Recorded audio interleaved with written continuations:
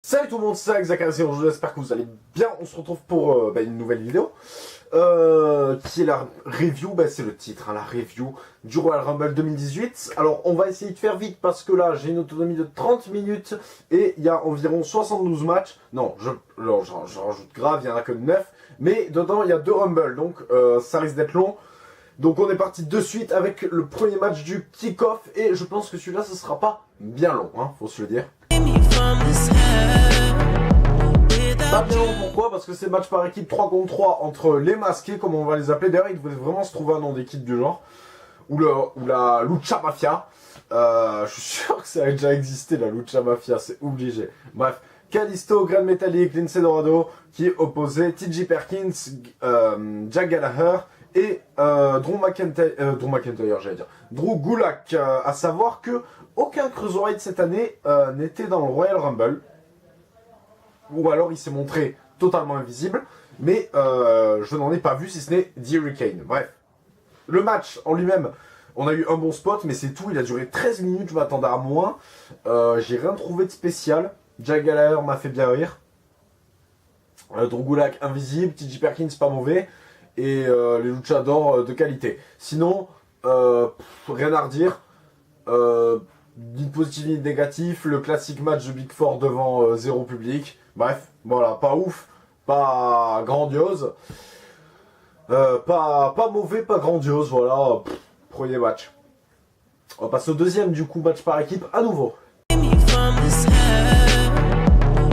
Il y a eu énormément de matchs par équipe ce soir, donc on continue là-dessus avec The Revival qui affrontait Gallows et Anderson, donc la moitié du Baylor Club, une partie du Baylor Club, pardon.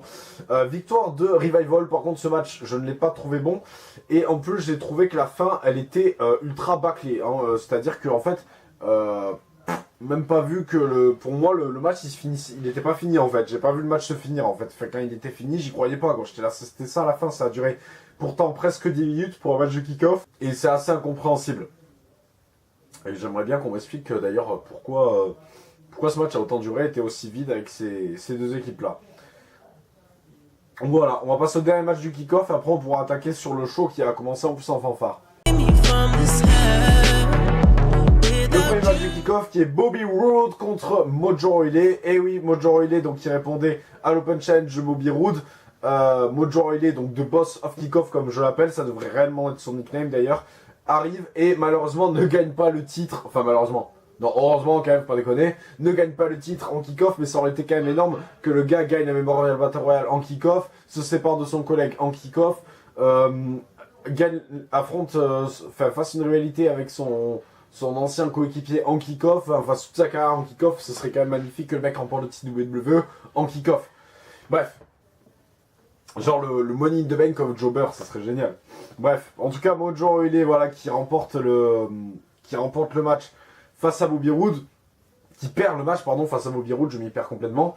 Bobby Roode qui remporte ce match, et j'ai trouvé que de par la nullité de Mojo Rawley, Bobby Roode s'est montré bien présent et a bien catché, a fait un bon match, a donné une bonne intensité au match, a bien chauffé la foule. Franchement, Bobby Roode, c'est peut-être le meilleur match que j'ai vu de lui à la VE. Alors, il y avait le match face à Itami qui était très bon, mais ça n'a rien à voir, c'est incomparable. C'était un main event, voilà, là on est en kick-off. Et franchement, je trouve que Roode a fait une bonne perf pour un match de 7 minutes.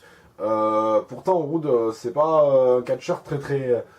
Voilà, il a un certain charisme, une bonne entrée, il plaît à la foule, mais voilà, pas plus quoi. Donc un Bobby Roode heel, on cracherait pas dessus, mais en attendant ça bat Mojo Rawley, voilà. Bon on s'attendait à un retour de Ziggler. Heureusement Ziggler n'est pas revenu dans le kick-off, mais ça sera pour plus tard. Match suivant. Ce sera le premier match du show, puisque c'est match universel, match handicap entre Kevin Owens et Sami Zayn comme prévu.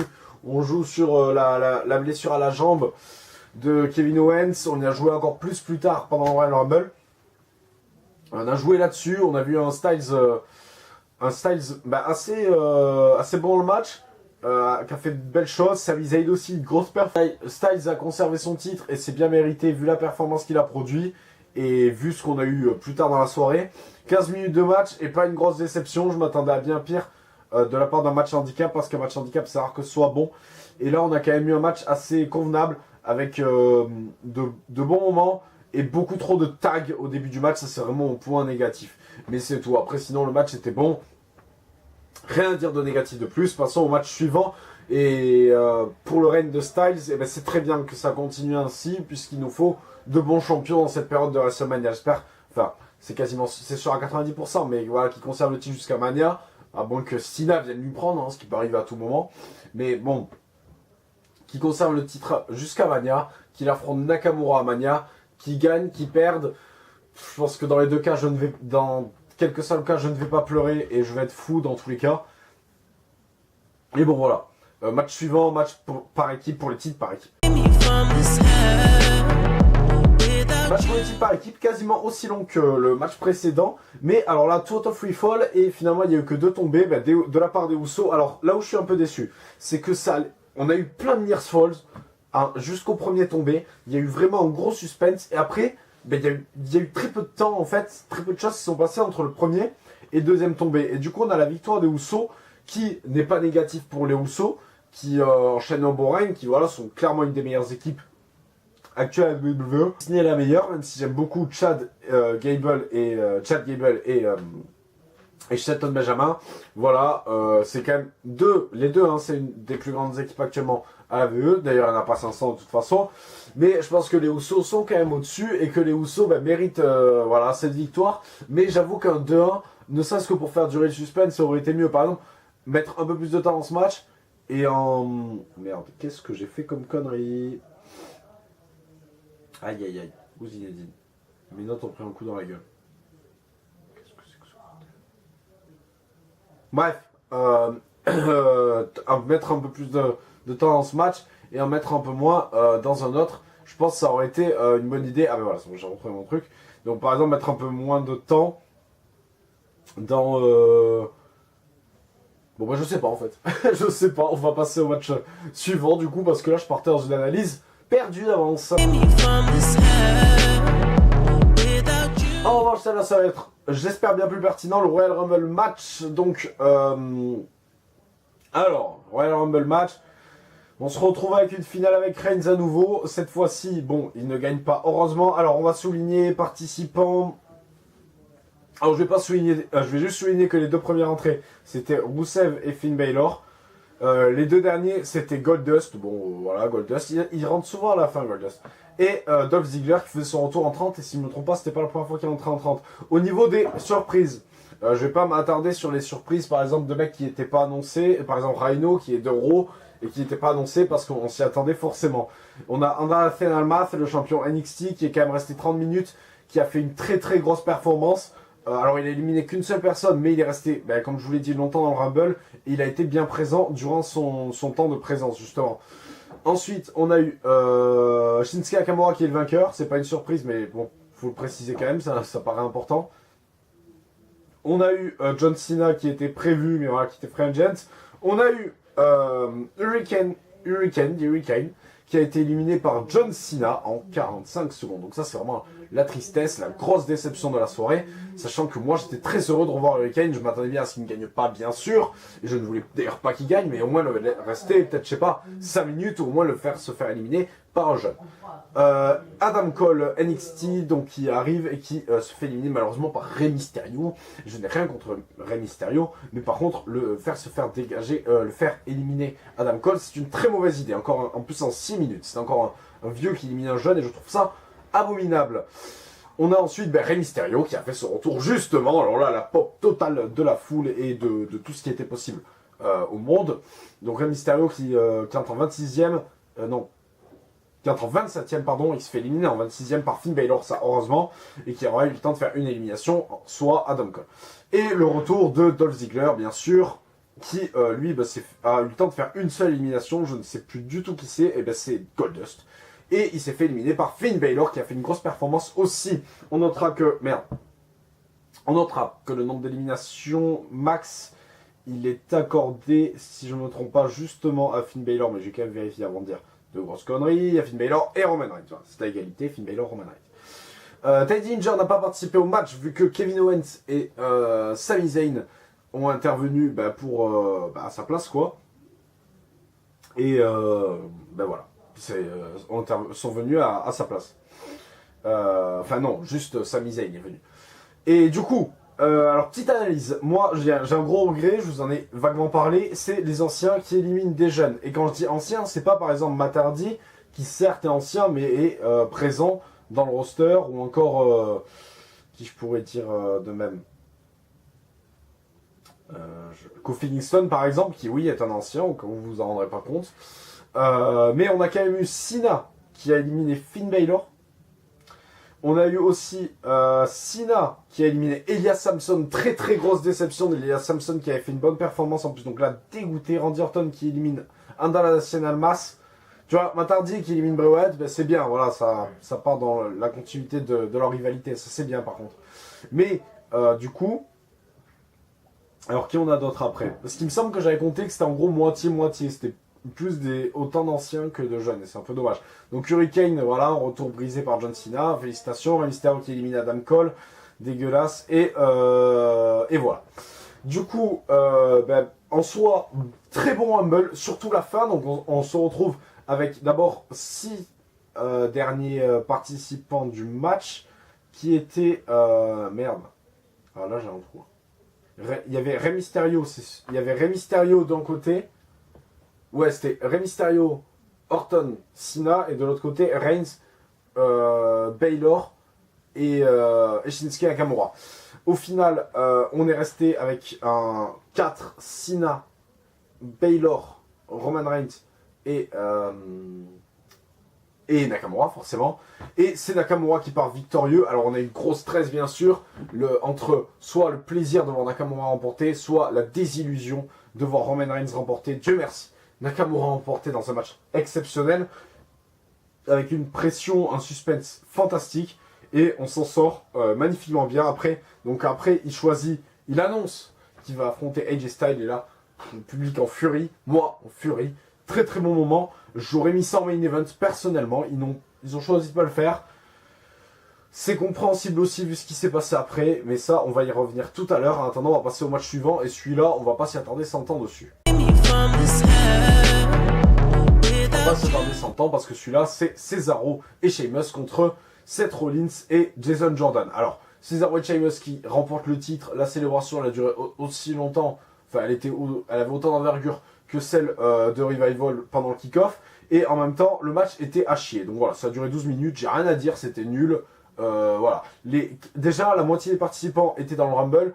Bon, plus de la moitié, mais vu la performance de Sheamus, on n'en parlera pas. Apparemment, malheureusement pour lui, Jason Jordan, sa blessure est plus grave que son pensée. Donc ça, c'est dommage, mais bon. En-delà de ça, le match était à chier, voilà, pourri. Match suivant, on s'entend pas 100 ans là-dessus. Match suivant de King of Selling. Et oui, le selling au haut niveau, le triple threat pour le titre universal entre Brock Lesnar, Kane et Braun Strowman. Donc ça a duré 11 minutes et c'était une boucherie, mais il n'y avait absolument pas de selling. C'est-à-dire que les mecs se jetaient sur une table, comme toi tu t'assois sur une chaise, comme ils se mettaient des coups de chaise, comme toi tu me passes ton téléphone. Bref, aucune intensité dans le match. Il y avait que de la violence à l'état pur, mais aucun selling, et du coup ça rendait le match un peu drôle. Voilà, c'était pas fun, mais ça avait le mérite au moins de faire rire. Et sinon, pas grand chose de très très positif à dire là-dessus, mais pas grand chose de très très négatif non plus. Lesnar qui conserve en faisant tomber sur Kane, ça paraissait logique, c'était soit ça, soit Strowman qui faisait tomber sur Kane, en tout cas Kane perdait d'avance. Je suis déçu qu'il n'ait pas fait d'apparition dans le Rumble, Kane, au moins une apparition quoi, parce que c'est historique pour lui, mais bon, bref. Match suivant, Royal Rumble féminin. Royal Rumble féminin, le festival des retours alors, et des surprises d'NXT. On est parti. Alors on a commencé avec Sasha Banks et Becky Lynch qui sont restés très longtemps. Alors Becky moins, Becky elle est restée 30 minutes, Sasha 54, ça pour se faire éliminer par Nikki par bruit, mais là j'y reviendrai à nouveau. Alors niveau surprise, on a eu Lita qui a fait son apparition. Elle est quand même restée 3 minutes, performance de fou. Non, je confonds. Elle est restée 5 minutes, pardon. Kairi Sane qui a fait ses débuts, qui a fait son apparition. Tori Wilson qui a fait son retour, non merci. Molly Holly qui a fait son retour, double non merci. Michelle McCool qui a fait son retour, je dirais mitigé. Vicky Hero, bon voilà, passons. Il s'est fait éliminer par tout le roster d'ailleurs.